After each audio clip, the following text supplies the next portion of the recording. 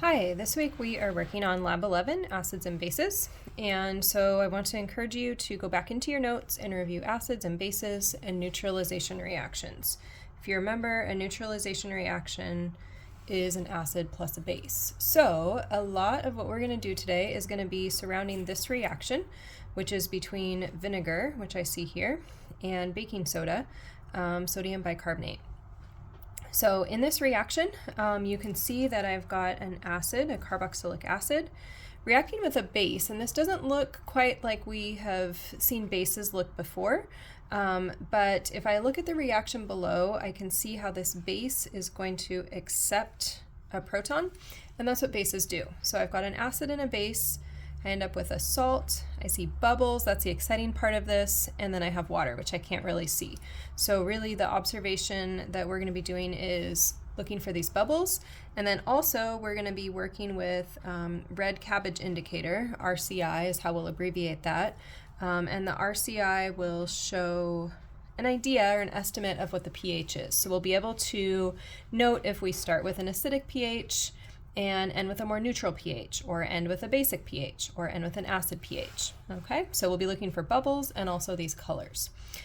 So as we work today, again, you're going to be measuring at the beginning using pH paper, and then that indicator, that's going to be the red cabbage indicator, to estimate and monitor pH changes. Here's our questions, and each of these will show up in a part during the lab experiment. So on the next page, here are your chemicals and equipment, and you've got some pictures. Here are the chemicals, pretty simple. Here are some optional ideas.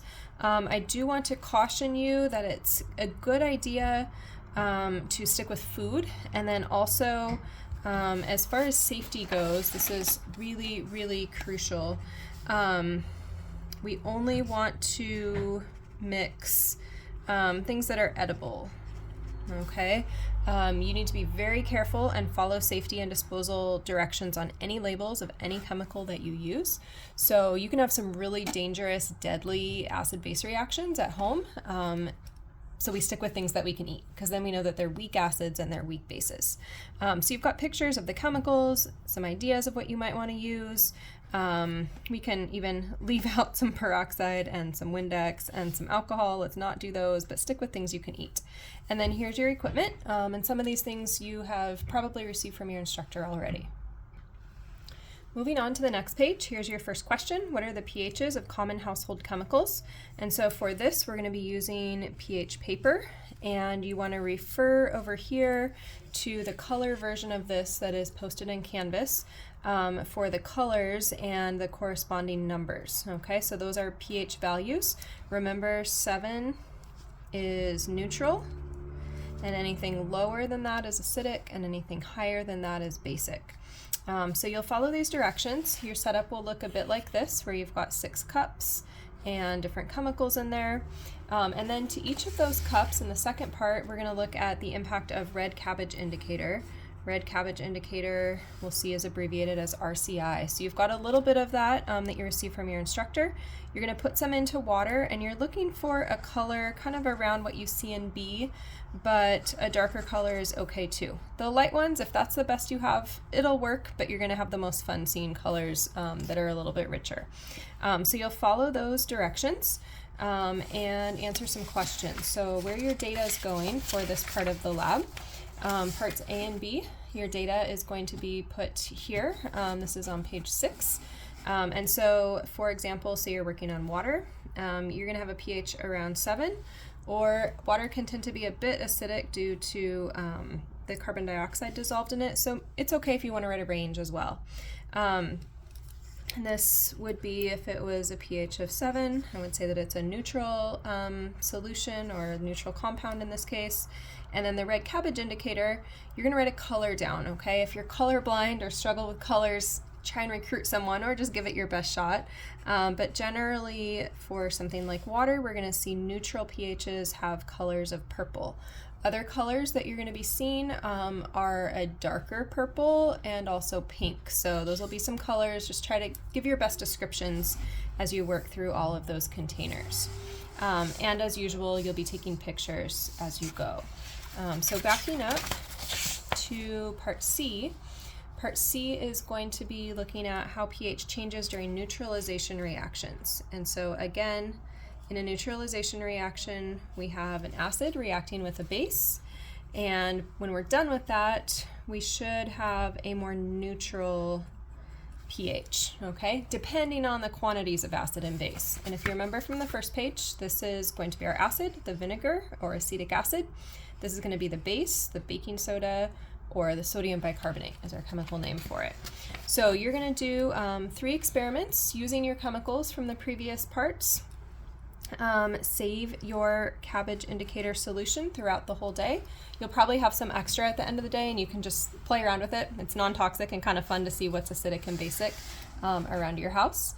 And then you'll move on to part D and see how different amounts of reactants affect a chemical reaction. Just a note here, it depends how much chemical you have around, but if you have enough acetic acid, I recommend using a little bit larger quantities during this part and also in part E, just because you get more gas and more excitement, okay? So in this part, very important that you're going to be putting a little bit of baking soda, a little bit of sodium bicarbonate into 2 balloons. You're going to have a little bit in the first balloon and then more in the second balloon. And you don't want that bicarbonate to mix into the vinegar, the acetic acid down here, until you're ready. So you'll have these kind of flopped over looking balloons. The color picture is easier to see. And then we'll flip them both up and mix those chemicals all at once. And that should be kind of fun to watch. All right. Data for part D, I'll flip over a few pages. Data for part C is going to go here. And so we've got sodium bicarbonate that's going to be dissolved in water. This will have an initial red cabbage color that maybe is a dark purple. And as dark purple, based on what you see in the previous tables, so based on your results from this table, you should have an idea that purple was around that neutral or slightly basic pHs, okay? So I would start with, say, a dark purple solution. I would add acetic acid, and then I'm going to observe after adding. So maybe you're going to see bubbles. Maybe you're going to see a color change, okay? You're probably going to see a lighter purple here, just for example. Okay, you'll have your data and lots of bubbles right away. So those are some of the types of observations you might put down. If the color is lightening, moving towards pink, I would say that the pH is decreasing or becoming more acidic. So you're looking for which way are we shifting? Are we shifting towards the pink or are we shifting towards the blue? Those are kind of our 2 spectrums, pink being acidic, blue being basic. So you'll have 3 different experiments there in part C. And we've got the reaction up here for reference. This is my base, this is my acid, and then you've got your products. Here's your bubbles. All right, part D, data goes on the next page. Similar type of setup, and again, this 2 tablespoons. If you have more, you can use more. All right.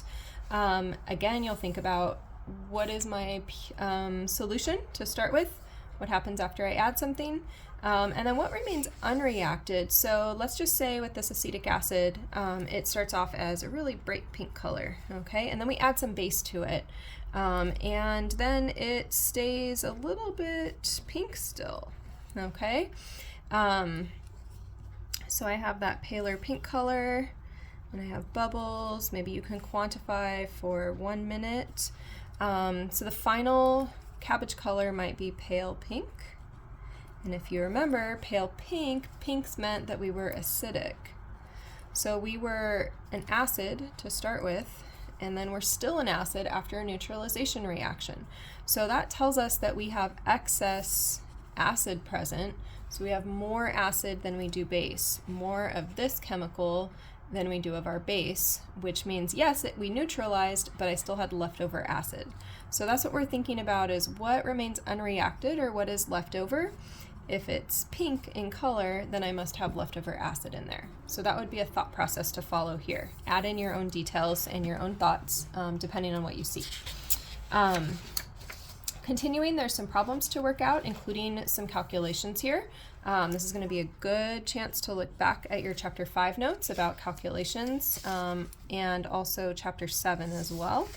And then finally, you're going to design your own experiment for Part D at the end there. And so here we want to highlight the one thing that you're changing. So you can kind of springboard off of your last couple of experiments. Let's just say that you want to, instead of using 1/8 of a teaspoon, you want to use 1/2 teaspoon of the bicarbonate, and you want to start with 1/4 cup of acetic acid. Okay, so if I was using 1/4 cup, or that's the same as 4 tablespoons, so if that was what I used on the last page, then the thing that I would be changing would be this 1/2 teaspoon of sodium bicarbonate. Okay,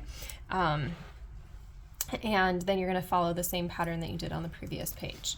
So that is your experiment in a nutshell.